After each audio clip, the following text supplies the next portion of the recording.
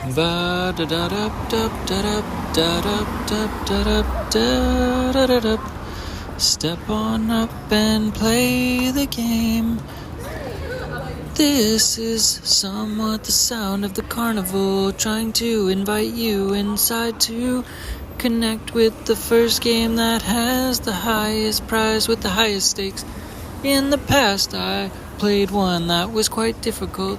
It had to do with winning the best prize by covering up a single circle with a couple of circles. There were about 5 of them, and they were quite small. And to be able to try to get to the biggest prize, you had to cover the main circle up.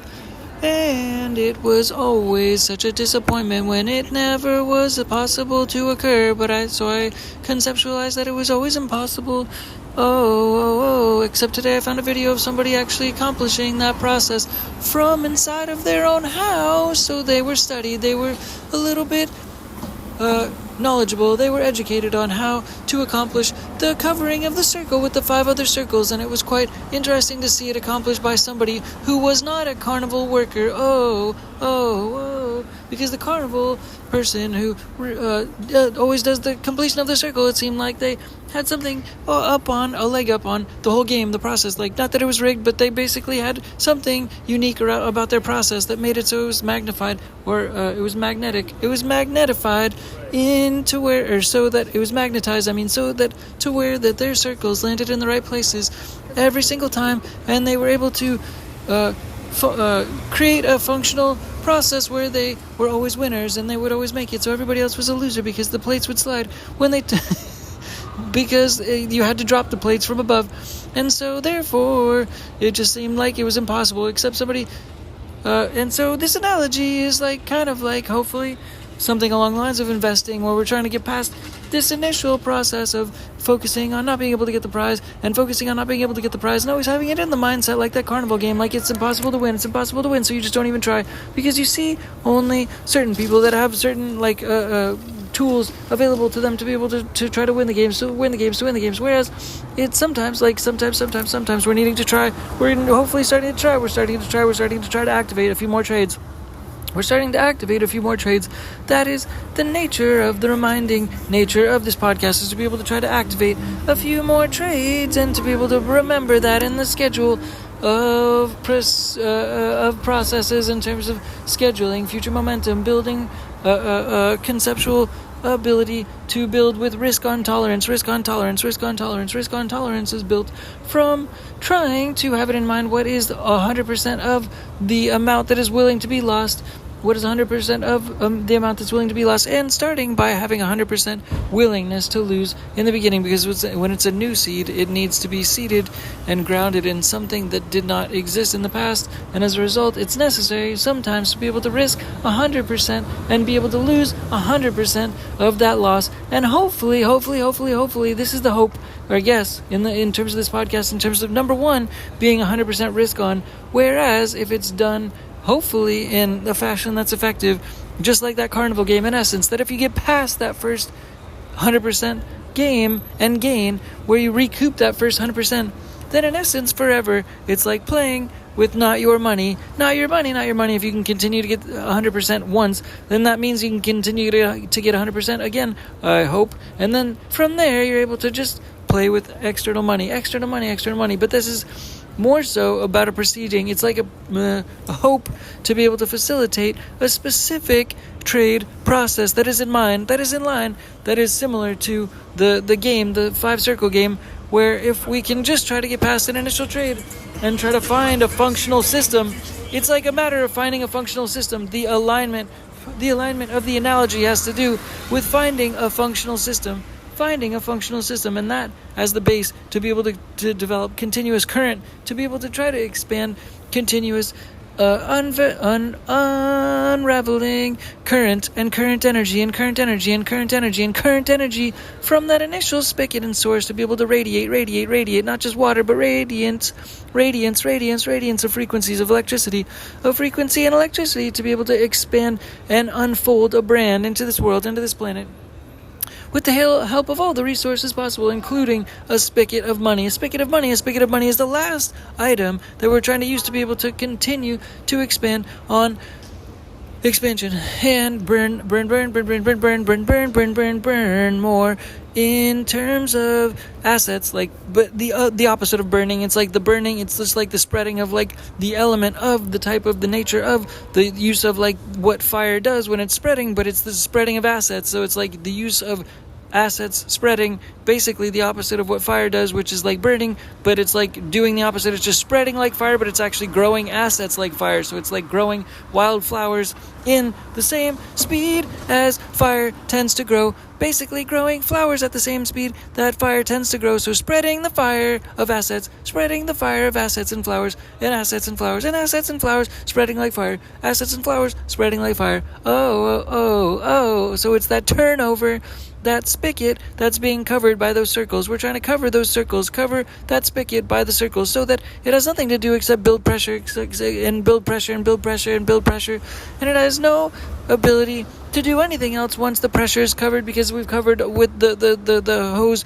or the spigot with all the 5 circles, and then the spigot has nothing to do except explode into the sky, explode into the sky, explode into the sky, explode into the sky of assets and flowers expanding, assets and flowers expanding and growing like fire, assets growing like fire. And electricity, moreover electricity.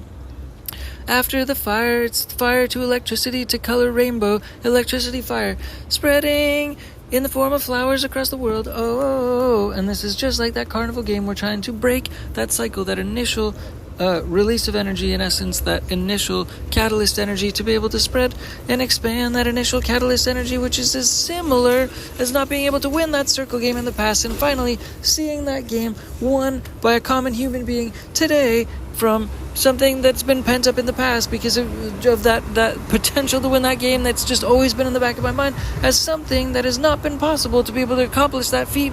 Like, it's not a passable, conceivable, accomplishable goal, and seeing it accomplished, seeing that goal accomplished right before my very eyes by a normal human being, in essence, which is kind of a joke, obviously, but having that circle being covered and seeing that proof, that conceptual validation of that conceptual event needing to be proven as a possible proof of possibility to be able for that to occur in real life by a normal common civilian was an epic, hopefully, uncovering of the potential for that, similar to the spigot which we're trying to unearth and be able to develop extensive and exceptional, significant, conceptual and consistent pressure to be able to shoot up into the sky to be able to make fire-like expanding wildflowers all over the world in terms of green, radiant energy expanding in the form of wildflowers at the same time as being expanding and spreading at the same time as in speed and rate as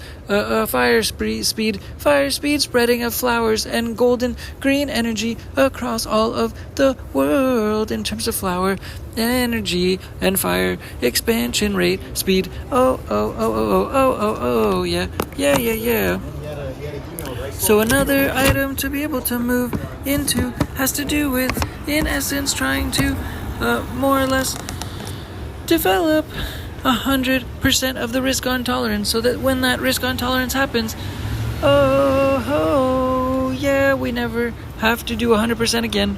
And it's clean and green energy going forward. And today we also invented a handbag. We invented a handbag today at the carnival doorstep. We invented a carnival handbag to go with our carnival episode for today's podcast. And that's what's going to be the logo for today's podcast. So if anyone wants to buy it for, we'll call it, over $92,000 or $92,500, or we'll just call it $90,000, or no, maybe we'll call it $89,000. No, we'll call it $93,000. Final answer, $93,000 is the going price and rate for the handbag that is for sale, that's on the logo of today's podcast. Check it out. It's pretty cool. It's also at the same time promoting the podcast. So if you're able to wear this handbag, then at the same time you'll be promoting this podcast at the same time, which is a little bit cheeky and kind of a joke, obviously, but that's what the nature of advertisements in life in real life is. It's street art. It's street art. It's street art in advertising in life. And this is obviously street art. But at the same time, because it's street art, that's why it can be justified as having a cost of $93,000, which is a joke. It's a joke price because it's a joke and a spoof on street art in of itself at the same time, and also fashion as street art in of itself at the same time. But at the same time, the handbag that's depicted into the logo today is also the coolest handbag on this street that is out here today. Check it out. Check out the picture. Oh, I'm sure you're checking out the picture if you're actually trying to listen to this podcast, because it is in the background of the podcast, I think, playing at the same time. Whoa. So yeah, we're trying to add more products, add more velocity, add more growth energy, add more attempts to draw awareness to the brand, I guess you could say.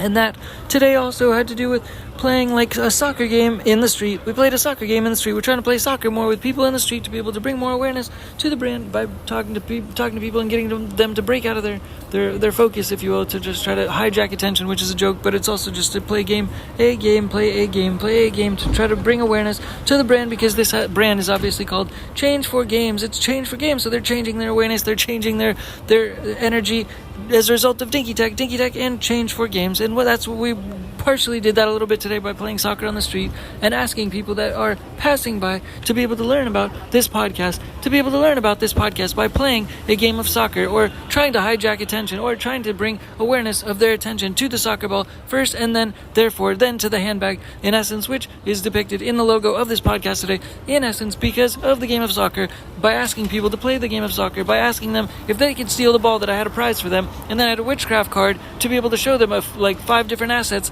in essence, that are information assets, which don't have to do with this podcast, but I had a witchcraft card, and if they were willing to play soccer with me, then I was willing to show them the witchcraft card. And the results of the whole test today was just a couple people were able to participate in the soccer game, playing conceptual mindset transformation into the game playing mindset, but it's a little bit, hopefully, more awareness, a little bit more momentum, hopefully more awareness, and it's just little tidbits and steps, I suppose you could say, just bits at a time of partial energy of awareness, and we're trying to grow that awareness, and playing soccer on the street hopefully helps bring more people's awareness to the game of playing games, and Change for Games, and Dinky Tech and Change for Games, and Dinky Tech and Change for Games Studios, and all of these things which correlates to the podcast, which we're on right now. So we're trying to recycle that energy, repurpose that energy into the global philanthropy energy games, philanthropy energy grid, where all people are connected by the global philanthropy energy grid, and we're continuing to grow that philanthropy energy every single day by just trying to grow a little bit of awareness at a time and trying to have that become momentous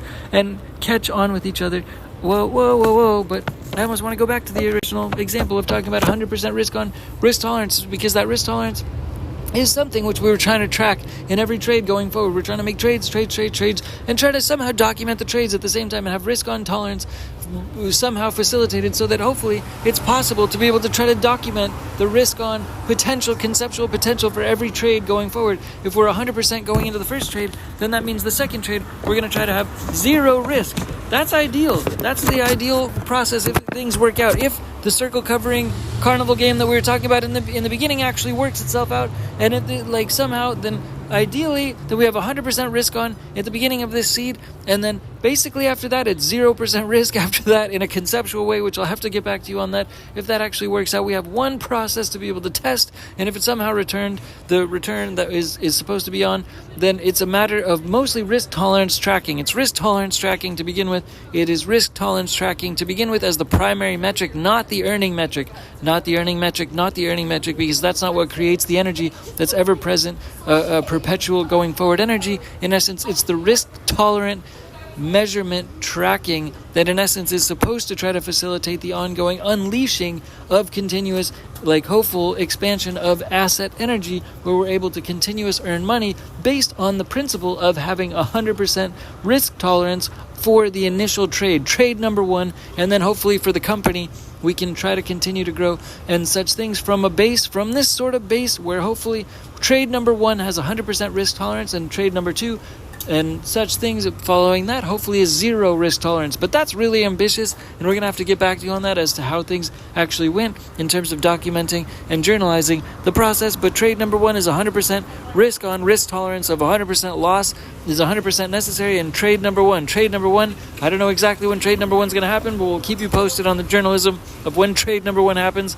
I hope it's within the next couple of days. We'll have to let you know how it goes. We have one system in place where we have to add a little bit of the value to try to spark that initial process to see if we'll get that return, but we have 100% risk tolerance on. That means that's 100% chance of conceptual loss is on. 100% conceptual chance of meaning 100% loss. The conceptual loss of 100% is what's on risk on to begin with. Risk on of 100%, meaning we're a guess conceptually willing to lose 100% of this trade. In essence, to try to do this journalism experiment and process, and we're gonna have to get back to you on it as to whether the following trades are conceptually aligned with the initial conceptual experiment and such things. I guess you could, if you will. So stay posted for that, and we'll try to get back to you on it. Thanks for participating in the carnival episode.